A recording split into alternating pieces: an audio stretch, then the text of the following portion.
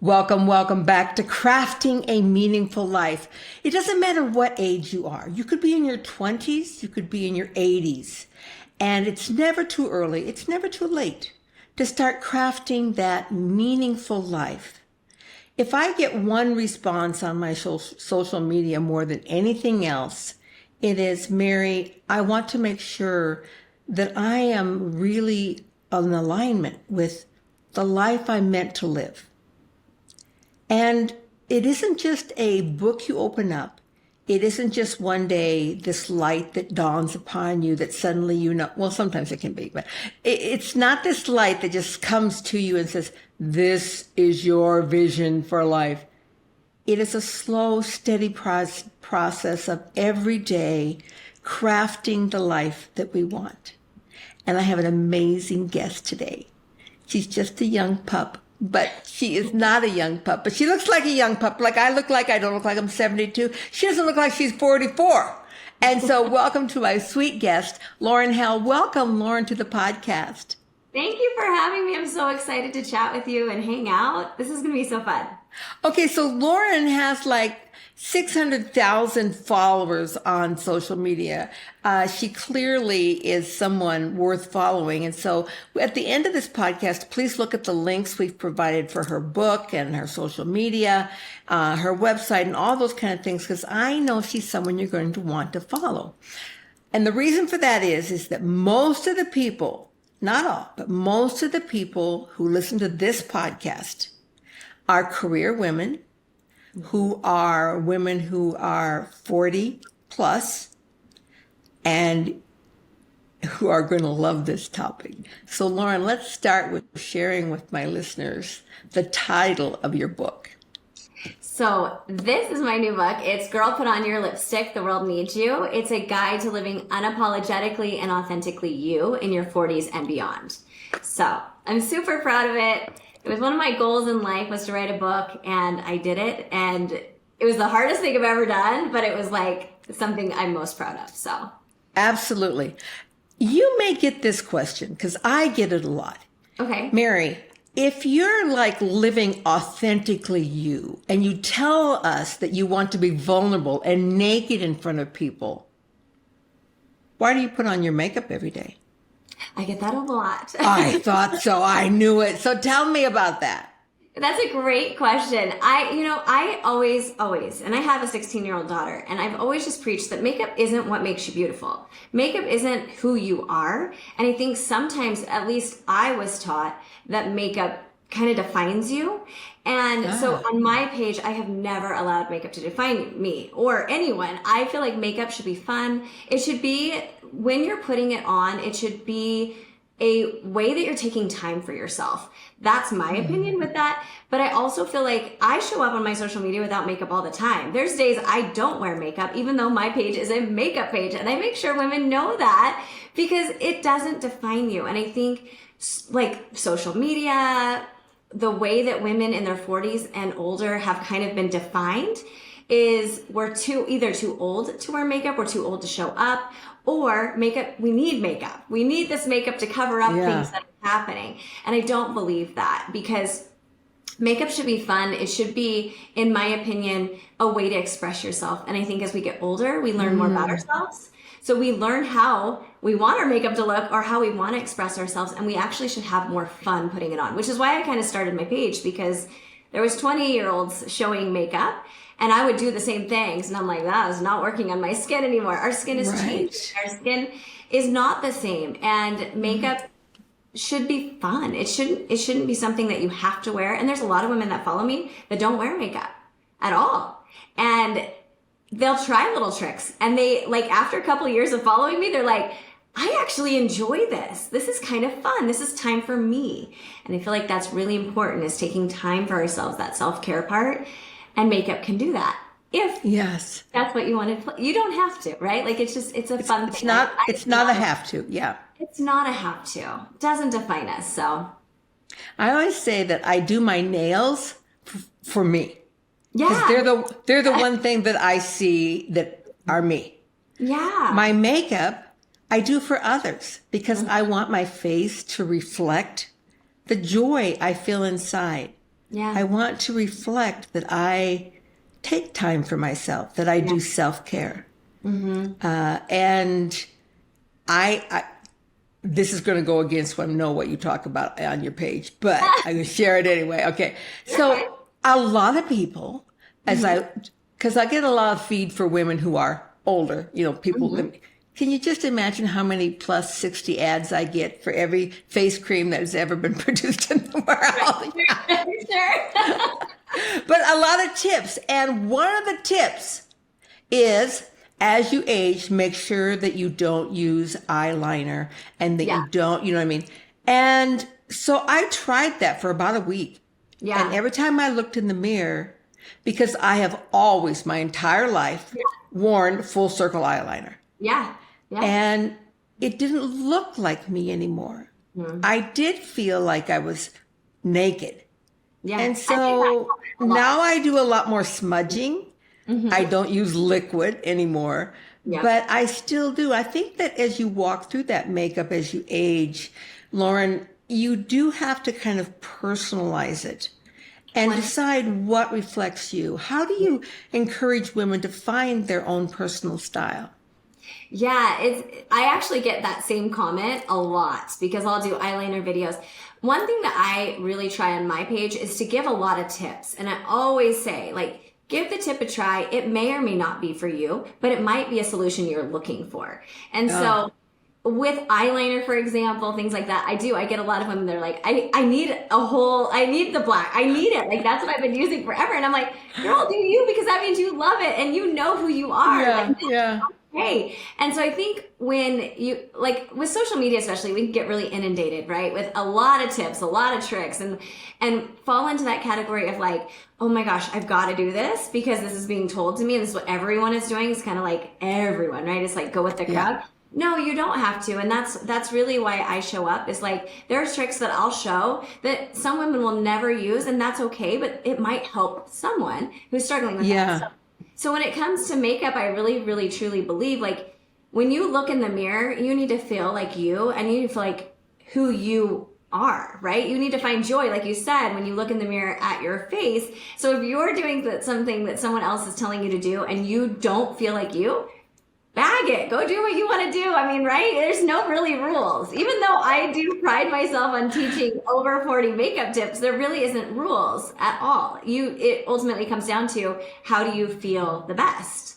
Right. So wear the eyeliner. Without fail, Lauren, every time I don't put eyeliner under my eyes and I go with a more of a muted color, like, a light brown or a gray kind of thing on my upper lid, people said, are you not feeling well today? You just don't look yourself. And I'm like, well, I'm not myself. Like, I don't feel like it. I didn't do what I wanted to do.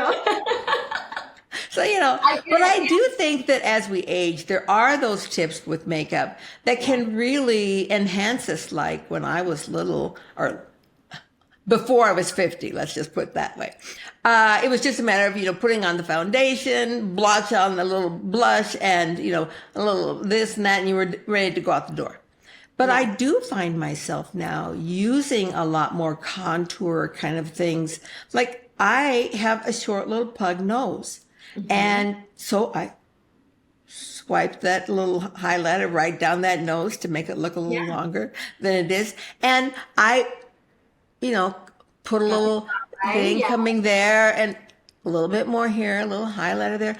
And those few things that you show older women, really, I don't show any makeup tips. But I love to look at people's pages that offer me some ideas that keep me from, looking sucking, what's the word I want? Sullen. Yes. Yeah. Because I always pride myself that I never had puffy eyes, but now they're sinking. It happens.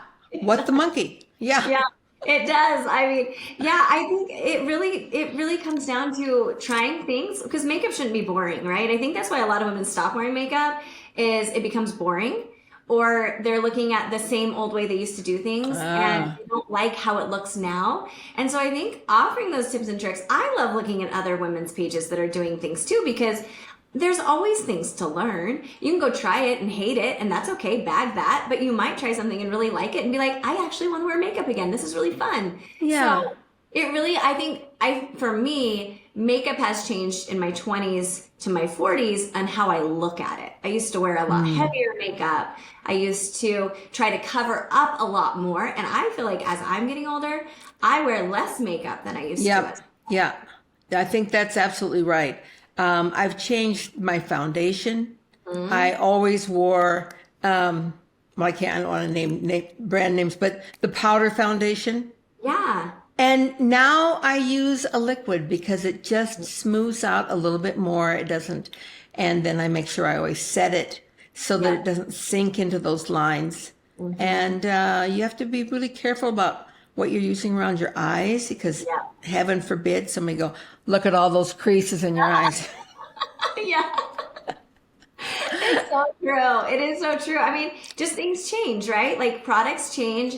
That's what I love about my job is I'm always trying new products and being able to be like, this is a great one to recommend. This one I would not wear, you know? Right. And things that work for me are not always going to work for other people. And so I think it's kind of a fun, I don't know. I just get to play with makeup. I love that. What a fun job, right? I love that. That is a great job. I felt like, in my career, I had a catering company and that was for me the greatest career ever. Can you imagine getting able to serve people every day and then get paid for it? Yeah. Yeah. How great was that? Finding joy in what you do, right? And knowing that you're in the right place is really, I don't know. It's like such a grateful state to be, I feel like. So what I'd like to know, I'm curious about, Lauren, is what happened and what led you in your life to decide this is where you wanted to spend your focused time? What brought you to this career? Such a funny story. So I was a teacher. I was a kindergarten teacher. And I also taught children with special needs. So I kind of came from that. My mom was a teacher for 25 years. So that I knew from a young age, I was going to be a teacher. That was just like, I knew it. I was going to do it. And so I was actually in my dream job, 6 years ago. I was a kindergarten teacher. Loved it. But I had 3 small kids at home and my husband's in the medical profession. So he was working 70 hours. It was a lot. Because my kids were all 8 and under at that point. They went to school with me. It was great. It was like the best situation I could possibly have, but I still didn't feel like I was fulfilling my purpose. And I started looking to other things. I was like, okay, I just felt like I needed to do my own thing. I loved having a boss. Not really. I didn't. I loved my own. I wanted to call the shots. I wanted to have some flexibility. I found that after long hours of teaching, I would come home and I'd be not a good mom because I was so tired from, parenting other people's children and teaching other people's children. I felt like I wasn't being the best that I could be.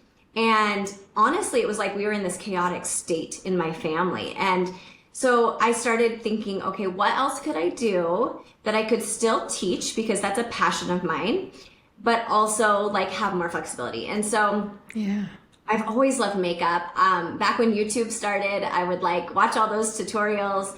I would try them out on my friends. I would do all of these things. And my friends thought I was crazy. I'd go to the local Walgreens and get dupes, of the expense. I'm like, we don't need to spend money on this. Let's try the dupes. And so I was always influencing, without knowing I was doing that. So when I turned 39, my skin started changing and all the makeup things that I was using just wasn't working for me anymore. Mm-hmm. And so I was on hunt for what can I use that's not going to show texture on the skin? What is going to just make me feel like me again? I was in the thick of parenting young children. I didn't have joy. I was exhausted. I just felt so tired. Working all day with other people's children, coming home, and it was just this Groundhog's Day is the best way to describe it for me. Which happens to be my favorite movie, so there you go. Perfect. Okay, perfect. So you understand. I got it. Gosh, I'm waking up, I'm doing the same thing over and over, and I have no joy. I'm losing my joy. So anyways, back to the makeup. I decided I found a makeup brand that I loved. And so I was like, I'm just going to for fun, just start on social media and just teach tips. And I couldn't even write a Facebook status. I had no clue what I was doing at all. So if that tells you where I started, I had 300 followers and they were all just like friends. It wasn't like anyone. Yeah, right, you know. right. So I showed up, and what I hated about social media was that everybody I was watching to learn, like I had all these problems, right? Like I had dry skin and my makeup felt flaky on the skin and all of these things. And I would watch 20-year-olds and I would be like, that's not working. And they're using filters. So I didn't see my skin represented. And I felt like there's got to be someone who feels okay showing up on social media in that 40-year-old range without makeup and showing these tips, because our skin has changed. Like I remember my makeup being patchy on my nose. So I'd go watch YouTube trying to figure it out and it wouldn't work. So anyways, I just started showing up, and I would love to say that it just like took off and it was great, but no, it was a long process. But I got to a point where I was able to quit my teaching job and stay home with my children and still like make videos and do the things that I loved. And so I started kind of having my own business, which was great because I could be flexible and then I could still be at my kids' sports activities, or I wasn't exhausted by the end of the day because I had more flexibility and I wasn't just running. So after about 2 years of showing up online, I had a video go viral. It was the first time. I always tell people, if you are like wanting to do this takes time. Like you can't just think your first video is going to go viral and you're going to just make it and be, you know, I don't think you ever make it. I think it's always just like showing up. But 2 years into it, I had to make a video go viral, and Good Morning America contacted me. And yeah, it was crazy. And they came to my small town and filmed at my house. Oh and my gosh. Yeah, so they wanted someone in their 40s to represent, because no one was talking at that time. Now we see so many women over the age of 40, which is so cool to me, but no one was. And so they came to my house, did a filming session, which I had no clue what I was doing, but I jumped in. I was like, who gets this opportunity? And it kind of just took off from there. I think I gained 150,000 followers. And so everything just took off.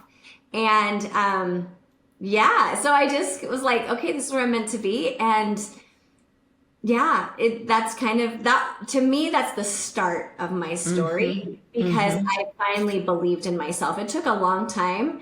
A lot of people coming onto my page saying I looked old, and just how it is with social media. I do.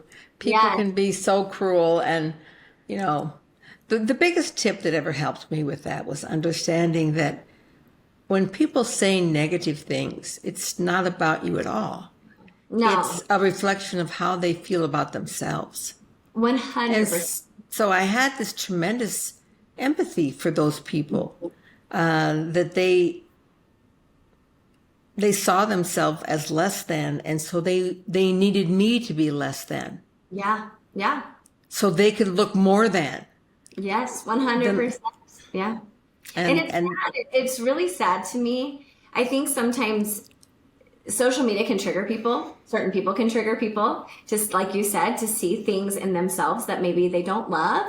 And so they don't want you to love that about yourself, or hurt people, that saying, And so social media has been amazing though, because I feel like I was such a people pleaser that over time I've learned I don't have to please people. And if people don't like me, it is okay. Not everyone is going to like me. I am not for everyone. And I think if I hadn't been on this social media journey, it might have taken me a lot more time. I probably still would be in that spot.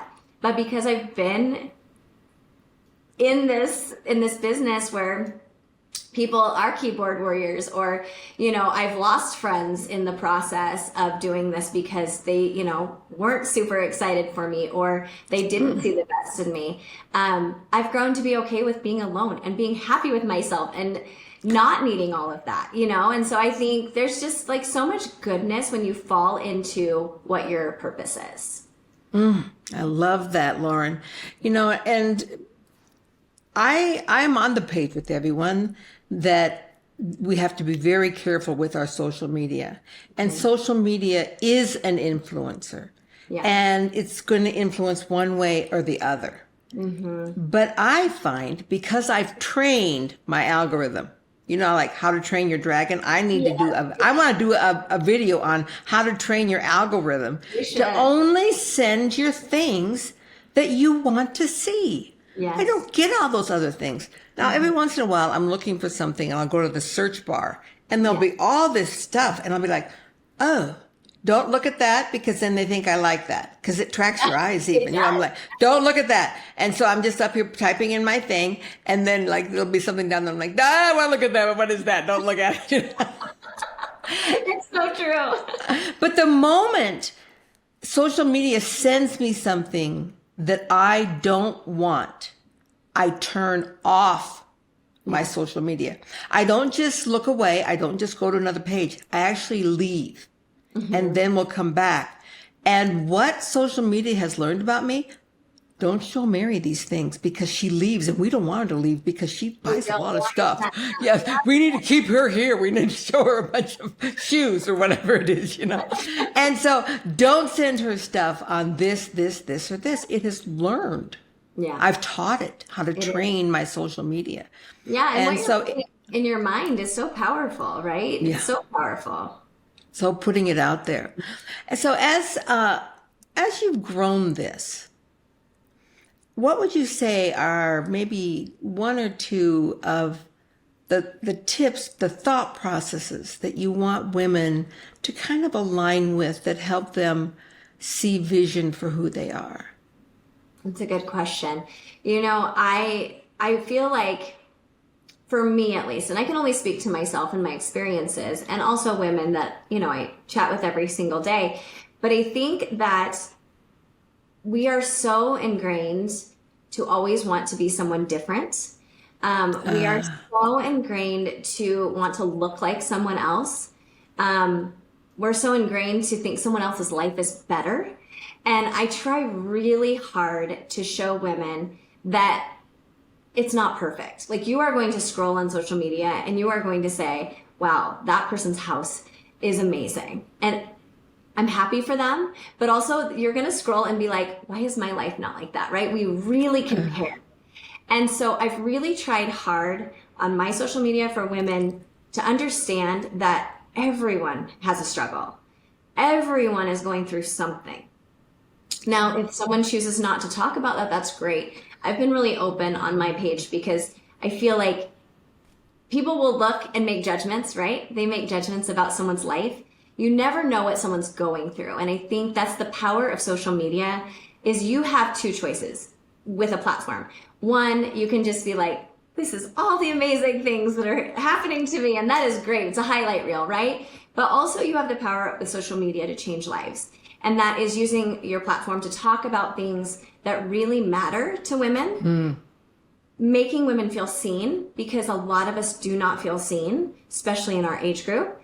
And then also using your platform to talk about your struggles so that other women know they're not alone. I have been in a time in my life where I felt extremely alone. Like, I sat in my closet. I can tell you a moment that I sat in my closet and I cried and I felt like I had no one there to understand me. And I talk to women on the daily that feel that way.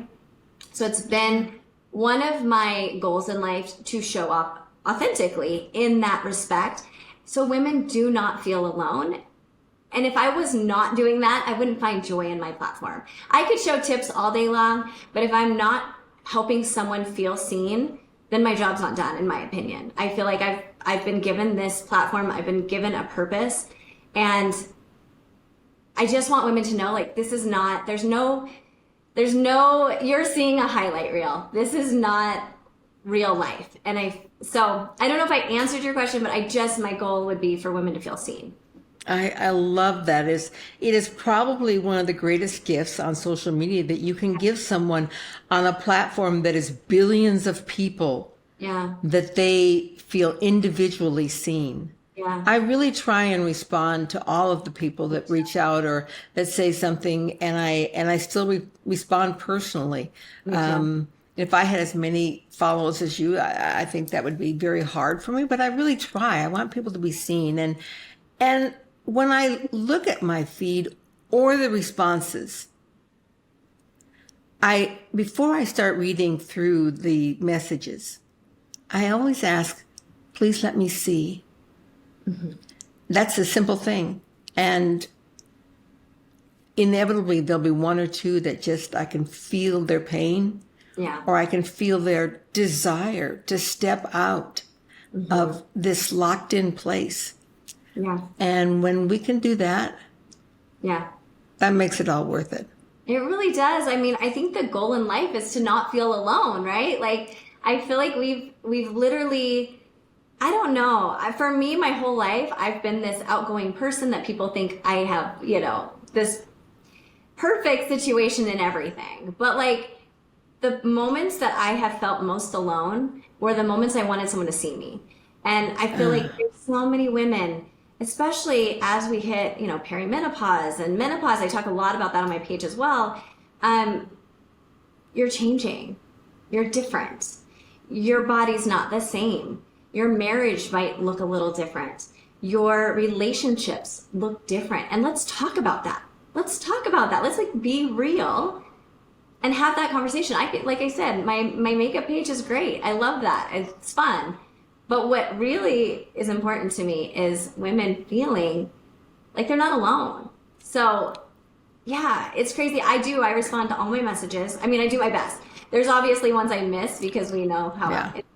But I have an assistant. She doesn't do any of that. That's personal to me. So I go through and I do all of that. And I'll send voice messages all the time to people. People are like, oh my gosh, you responded? I'm like, yeah, this is what I'm here for. Like this, I don't take this lightly. Like I don't take what I've been given lightly. So yeah, it's really cool. I love that authenticity. That is really what we want on social media. And that's why you have the number of followers you have, is people are drawn to authenticity. They're not drawn, I guess some people are, though, drawn to that look of the perfect life. Yeah. And I recently in June went and spent 2 weeks in Ukraine and Amazing. Serving and just being there and helping. And when I came back, the hardest thing for me was to look at social media and see all the hi, Yeah. I just was like, oh my God, people, life is so much more than this. And so sometimes it's hard. Yeah. But I also accept people for where they are in their own life. Mm-hmm. And I try not to judge them, because if I'm judging them, I'm ultimately judging me. Yep. 100%. And if I live in that place of acceptance, then I can also accept them where they are. We're all here learning, right? We're all here learning. We're all trying to do our best. I truly believe we're all trying to do our best. But we're all in different places, right? And so it's so easy on social media to be scrolling and start making judgments about people when you really have no clue what their stories are. And sometimes if we just sit down, even in real life, you walk by someone, you're like, that person has it all together. You can just tell, but you sit down with them and you actually hear their story. Like you hear them, they probably don't, right? Like, right. They probably don't. So I remember I was on someone's podcast here locally, and I had seen her life as really, can I just say close to the word perfect? Yeah. They have a beautiful home and they have beautiful children and they do what they want, and she's beautiful, he's beautiful, the children are beautiful, and I just thought, our lives just have been like this, because people know my life has not been a bed of roses. But that's okay. I'm sure she's had her own struggles, I thought in the back of my mind. I'm sure she has, right? But when I sat down with her on her podcast, Christina became one of the most real people that I have ever met. And all the struggles that she had gone through, and her struggles with, getting pregnant and their children. And I had no idea. And to give people that benefit of the doubt is really a gift that we can give to them. 100%. And see people as real. People oftentimes say, and I'm sure they say this to you because that you made the comment that referenced this, Mary, you're so photogenic, you don't take a bad picture. And my response is always, well, duh, I don't post the bad ones. Right? I know. And so you're like, how many selfies did it take to get there, right? Right. And I just posted my story over the weekend of all these fun things that I had done with my husband because I really needed some healing, some self-healing time. I'd just gone through going to Ukraine. A close friend of mine died. I was in the hospital for 3 days and I just felt drained. Yeah. And so I posted pictures about our weekend spent together and our love of healing each other. And one picture was on the pickleball court, and I just thought, I can't post that. I thought, what about that you can't post? Of course you can post that. You know, that's all right. You know, you're 72 for crying out loud. What do you want to look? Playing pickleball, that's amazing, right? Like Sweating, you know, hair's pushed back. You know. I love that. I try to make it a goal to post bad pictures, though. I really do. Like, I will try that a lot because, like, how many? No one's perfect. Like, no one. We're in the right angles. Like, let's be honest, right? Like, unless you're trying, you're not going to be at a good angle. How many times can you twirl around to find the right lighting like this? You know. Exactly. It's so true. And when I took that picture on the pickleball court, it was noon. The sun was right overhead, and I kept looking. I'm like, there's nothing. Click, you know, take it, whatever. But did you remember the memory, right? That memory. That memory of like, this is real life. Yeah. I'm not in the perfect shading. I don't have my light wand with me. Seriously. All right, girl. As we kind of wind down the podcast now, I would really like you to dig deep. Okay. And I want you to share with women that piece that you feel has been your greatest learning experience or principle that now you are so grateful for and that really has shaped you. I feel like, so there's a lot. It's hard to choose just one. Well, you can choose 2 or 3. This is not like. I'll give you a couple. How about that? Okay, I like that. I won't make it long. But so I came from a family that we grew up without any money whatsoever. We would shop at garage sales, you know, for my clothes. My parents, my dad was a minister growing up. And so he, you know, we were led by faith a lot in my little upbringing. And I've always believed in the power of life will always bring you what you need. And there are hard moments with that when you really like, I get emotional about this because I really do try to live my life knowing that no matter what comes to you in life, there's a lesson and there's a reason you're going through it, even when it feels really hard and it feels really heavy. My son was born with a heart defect. He had to have open heart surgery at a week old. So for me, it was very like, welcome to parenting, welcome to motherhood at a very scary situation. Yeah. And I have a lot of people that are on my page. I've shared his heart journey with he's 18 now, with his permission. I always make sure my kids are like okay with it, but it's helped so many women because a lot of people say, how can you look at that as like a blessing or how can you find joy in that? And for me, going through that, it was one of the hardest things my husband and I had to go through together, but also one of the hardest things I had to go through. There was a lot of anger. There was a lot of not understanding. There was a lot of, why is this happening? How am I supposed to still be happy while this is going on? And for me, it was always like, my parents always taught me like, find the good in everything, right? And during that time in my life, I realized it's okay to not always be okay. And you don't have to always show up and pretend you are. I'm that people pleaser. I've always been. So I always felt like I had to show up with a smile so that I didn't make someone else feel unhappy.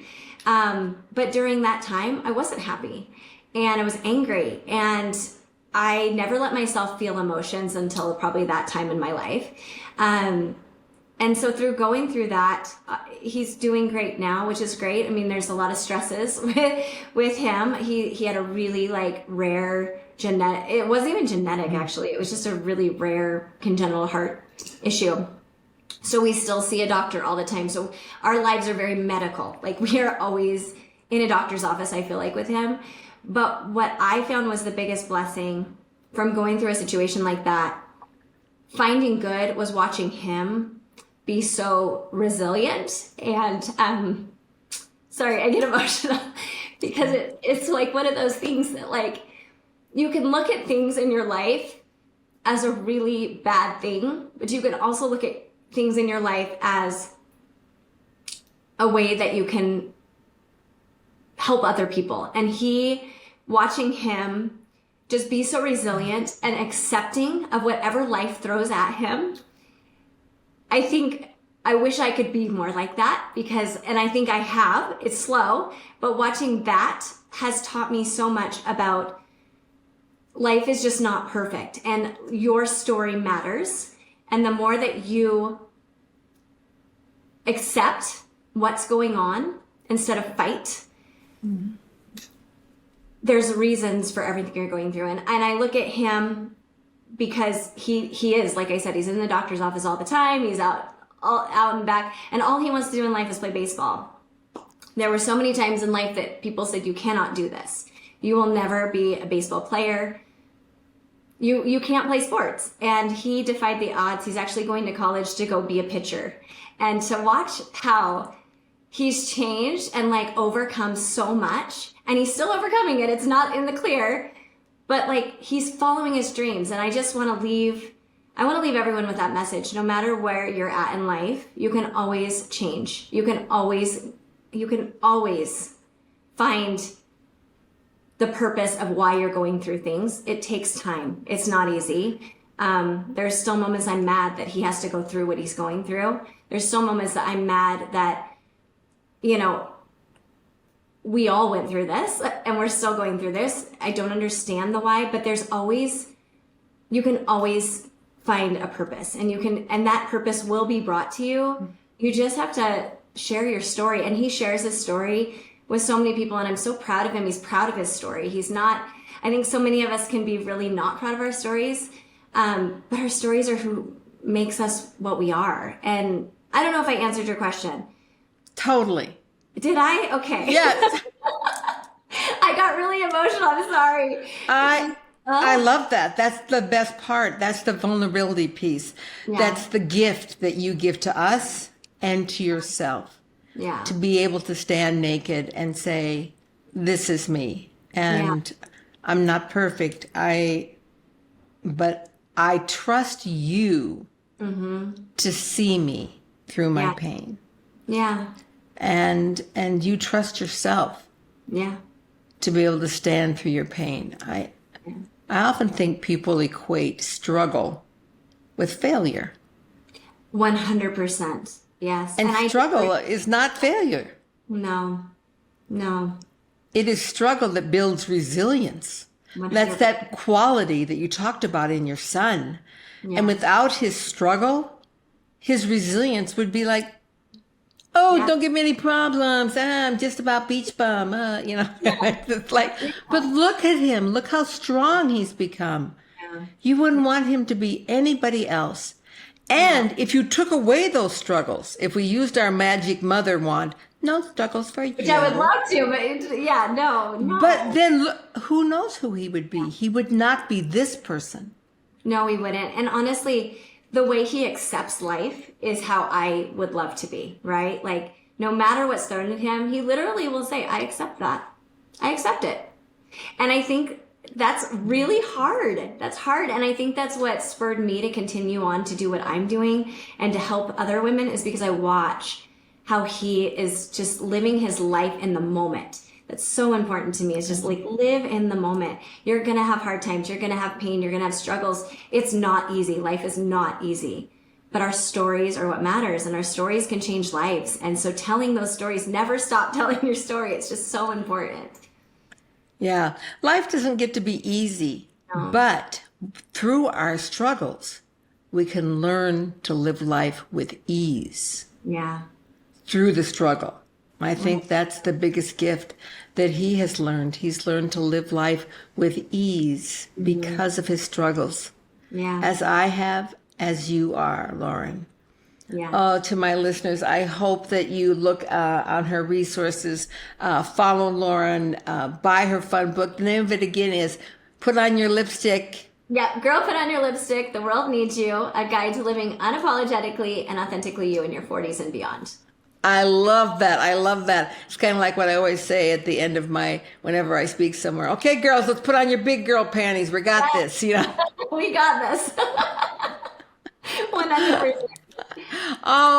And you live close to me. You live in Idaho, so it's close to Salt Lake. You live in Pocatello, and I hope that I have the opportunity that our lives might cross again. Who knows? We might find ourselves on the same stage someday, and that would be amazing. Totally amazing. All right, Lauren, and thank you for being with us today as we've crafted our meaningful lives. And so many of the lessons that she talked about, the lessons of resilience and that being built through struggle, and to reflect who you feel inside on your outside, to be unabashedly unashamed for who you want to be. And if you want to wear makeup, you go, girl. You put on that makeup, put on that lipstick. I do it every day. In fact, 4 or 5 times a day, I put on my lipstick. And if you want more references, please check the end of the podcast, and everything about Lauren will be there. Lauren, thank you so much for joining us today and for being authentically you. Oh, well, I appreciate it. I appreciate it.